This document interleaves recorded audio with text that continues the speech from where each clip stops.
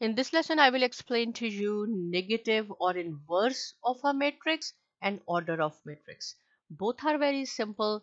Suppose we have a matrix, we can write down any elements here. And if the question is you have to take a negative or you have to make a negative of this matrix, so negative means minus A. Or simply you can say that we have taken negative as a common.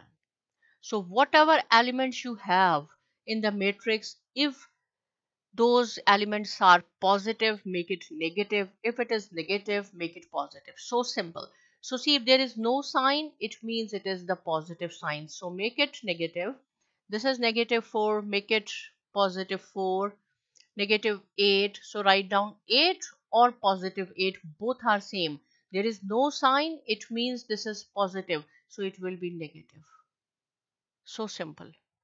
Another example, here I will represent y with the matrix 6 minus 7.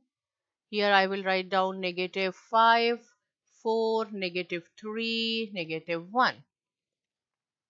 Right, so what is the inverse or negative? Both are same. If I say inverse of y, so this is the inverse, means opposite of y. So this is, you have to write down negative y, or we can say that we have taken negative as a common from this whole matrix. So this is positive, make it negative. This is negative, make it positive. Minus 3, make it positive 3. This is positive, it will be negative 4, and this is negative 1, make it 1. So this is the answer. So negative and inverse both are same. Just you have to take negative as common and change the sign of all the elements. If they are positive, make it negative. If negative, make it positive. Then is the order or dimensions, both are same. So we will see this matrix first, right? So there are 2 rows and 2 columns. So this is called order or dimension. Keep in mind, always you have to mention rows first. This first represent rows. So this dimension is 2 by 2.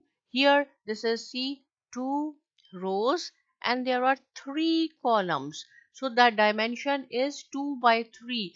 Again keep in mind, you have to write down rows first.